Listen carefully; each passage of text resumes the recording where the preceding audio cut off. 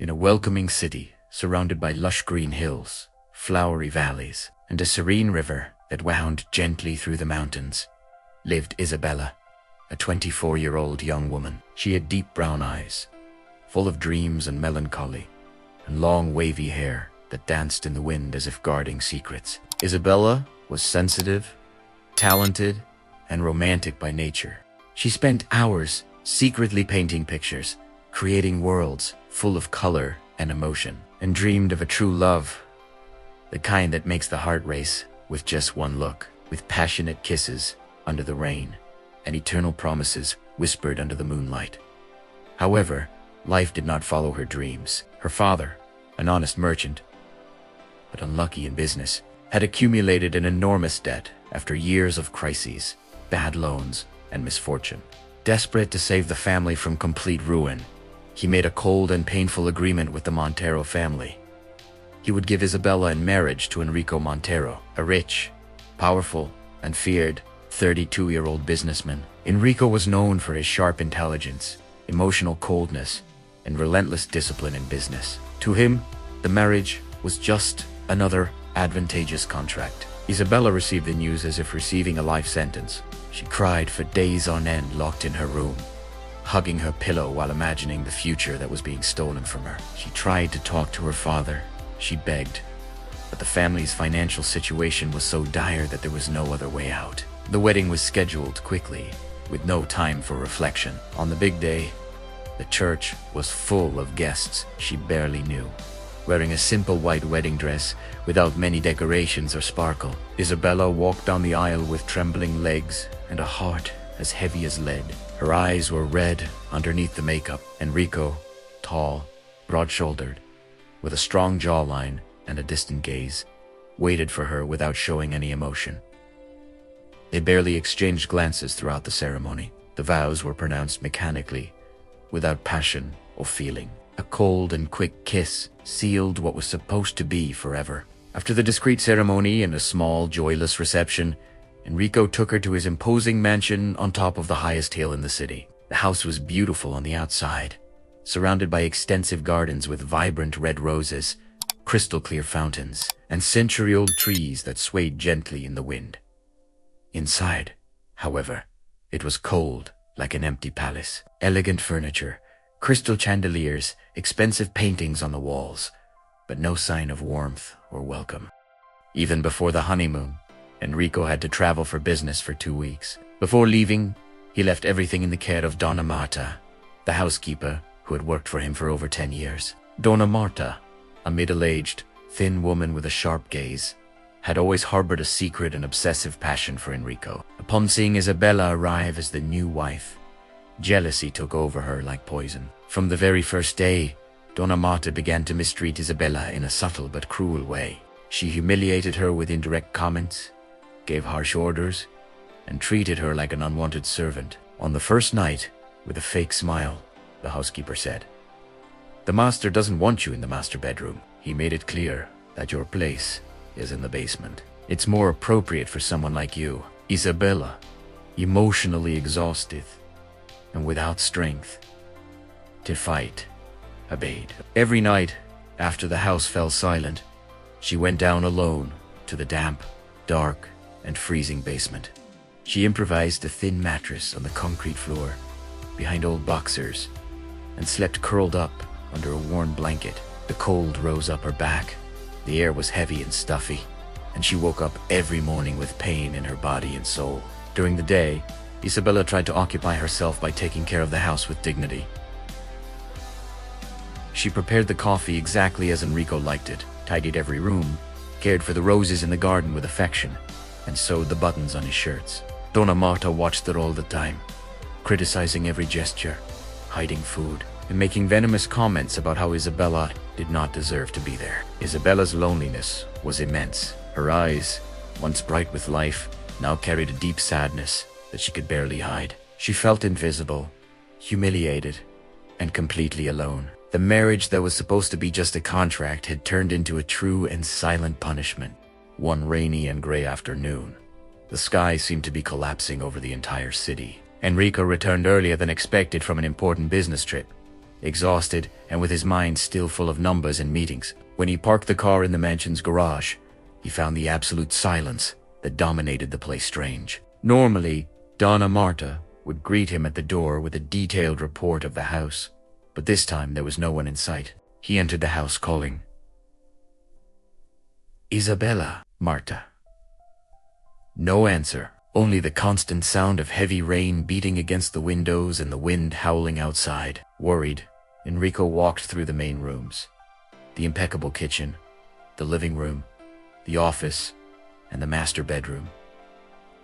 Everything was empty and too tidy. It was then that, as he passed through the back hallway, he heard a weak moan coming from the direction of the basement. With a furrowed brow, the stairs creaked with every step as he descended, lighting the way with his phone's flashlight. The damp and cold air hit him like a slap. At the bottom of the basement, behind old boxers and forgotten furniture, the scene he found left him paralyzed, as if the world had stopped spinning. Isabella was lying on the cold concrete floor, curled up in a fetal position, covered only by a thin and worn blanket. Her face was extremely pale, her lips dry, and deep dark circles marked her eyes. She was trembling violently from cold and fever. Her weak body could barely warm itself.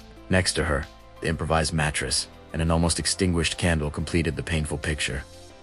Enrico felt a piercing pain in his chest. Guilt, shock, anger, and an overwhelming tenderness invaded him all at once. He quickly knelt on the dirty floor, dirtying his expensive suit, and touched her forehead. It was burning with high fever. "Isabella, my God, what have they done to you?" he murmured in a hoarse, almost broken voice. She could barely open her eyes. With great difficulty, she whispered, "Please, you don't need to worry." Enrico didn't wait. He passed his strong arms under her fragile body and lifted her with extreme gentleness, as if carrying something made of glass. Isabella rested her hot face on his chest, trembling. While climbing the stairs, he could feel how thin and debilitated she was. The soft scent of roses and lavender that still emanated from her, even while sick, deeply moved his heart. He took her straight to the master bedroom, laid her on the large soft bed, covered her with several warm blankets, and rushed to get water, medicine, and cold compresses. He spent the entire night by her side, changing the compresses, feeding her hot soup spoon by spoon, and watching over her sleep.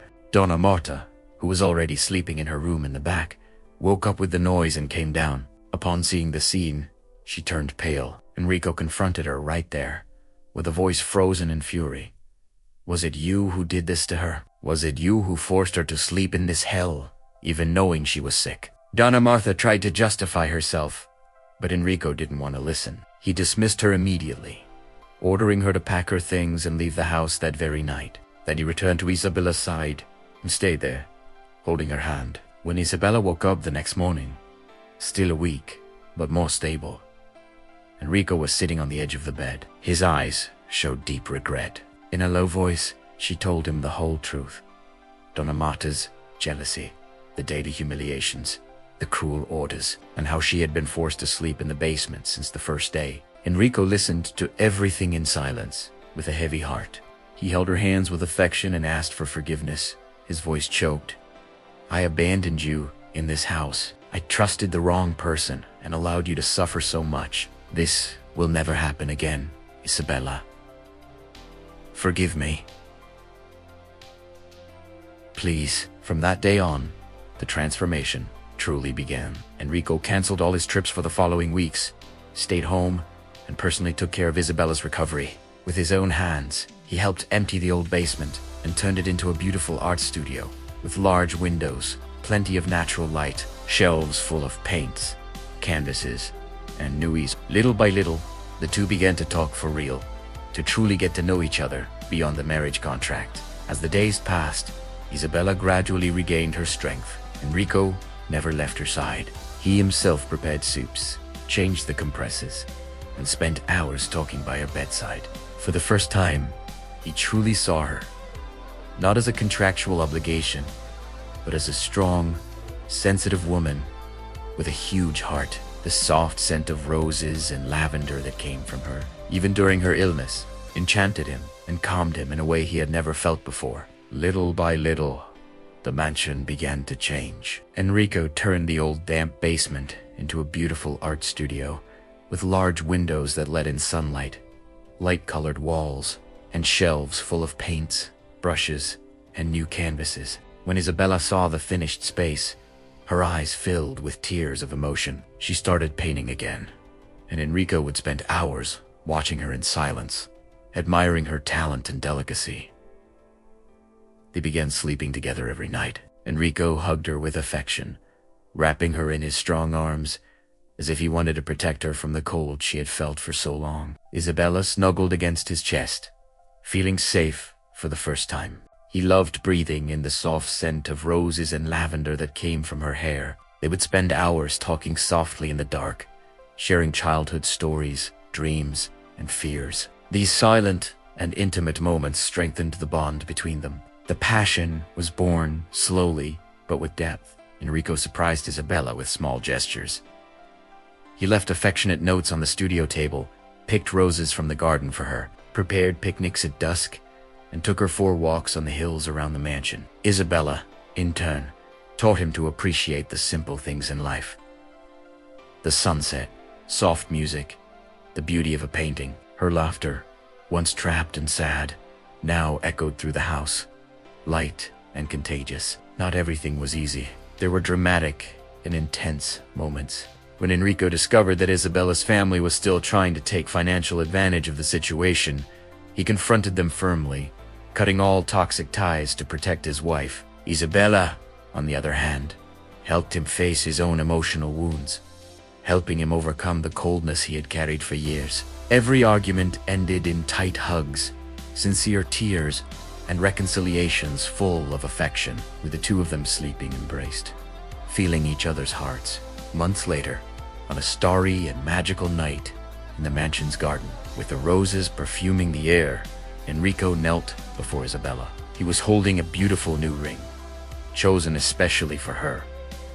Isabella, my love, marry me again, not because of debt, not because of obligation. Marry me because I truly love you. You brought light, color, and warmth to my cold life. Your scent, your smile, your strength. I can no longer live without you. With tears of pure happiness streaming down her face, Isabella accepted. The second wedding was simple, intimate, and full of true emotion. Only loved ones. Flowers picked from their own garden, sincere laughter, and vows of eternal love. They danced barefoot on the grass until dawn, exchanging glances and kisses full of promises. Today, years later, Enrico and Isabella live a beautiful and deep story. The mansion, which was once cold and empty, now overflows with love, laughter, complicity, and happiness. The basement, which once represented suffering and humiliation, is now just a distant memory of overcoming. What began as a forced marriage, full of pain and betrayal by those who should have taken care of the house, transformed into the most beautiful, sincere, and true love story. Sometimes, the greatest pains are the beginning of the greatest happiness. True love is not born perfect. It is built with patience, forgiveness, sincere gestures, and the courage to change. Never underestimate the power of a second chance and an attentive look. If you were moved by this romantic and passionate story, don't forget to subscribe to the channel, turn on the bell, and leave your like. Share in the comments which chapter touched your heart the most. More emotional stories are coming every week.